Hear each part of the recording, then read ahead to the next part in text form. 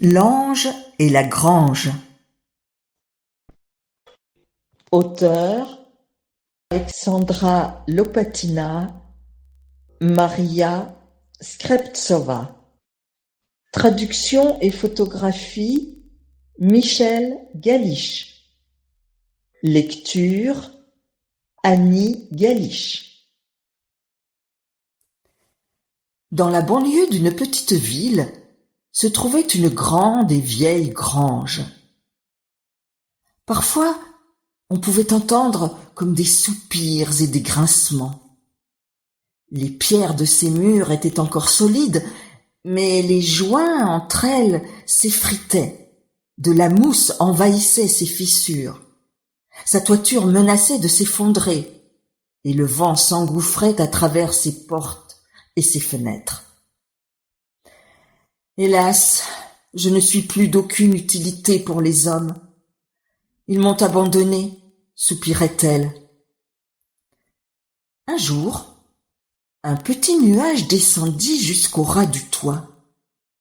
« Dis-moi, la grange, je t'entends gémir sans arrêt chaque fois que je passe au-dessus de toi.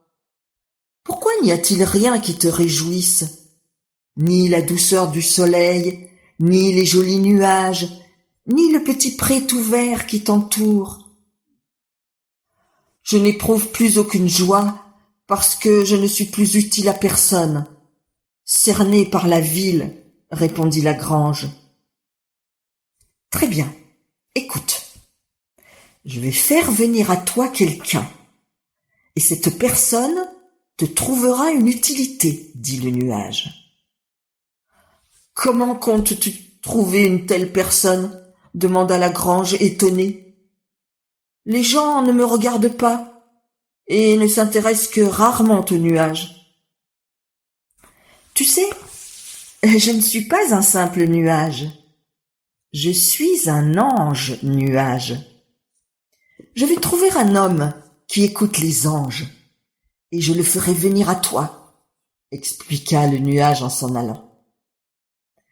Et l'attente commença pour elle. Elle ne fut pas très longue. Un matin de printemps, un homme se présenta.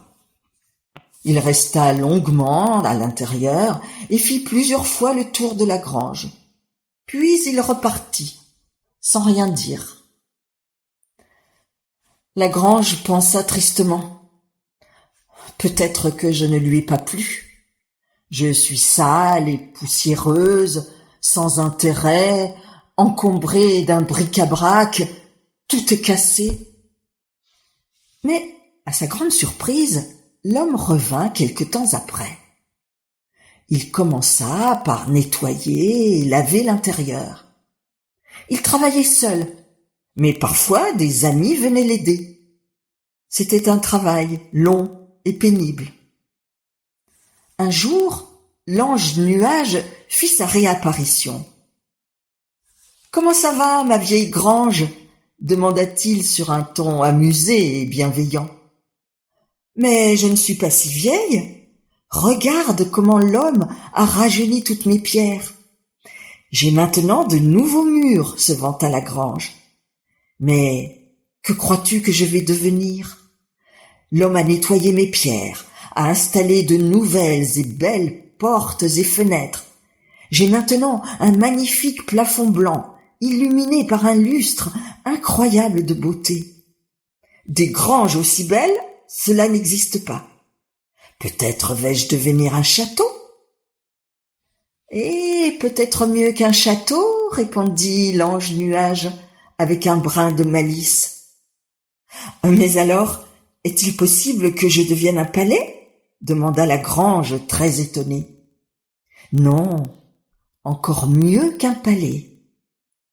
Quand tu auras ton nouveau toit, tu comprendras enfin par toi-même ce qui t'arrive, chuchota l'ange nuage en s'éloignant. Quand des gens commencèrent à installer son nouveau toit, la grange était rongée d'inquiétude. À la fin, les charpentiers ajoutèrent un bulbe en bois avec une croix. La grange interpella l'ange nuage.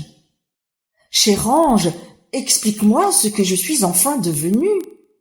À l'intérieur, il y a de beaux tableaux, de beaux tapis, de belles bougies et des gens magnifiques. Mais je ne sais pas comment qualifier toute cette beauté.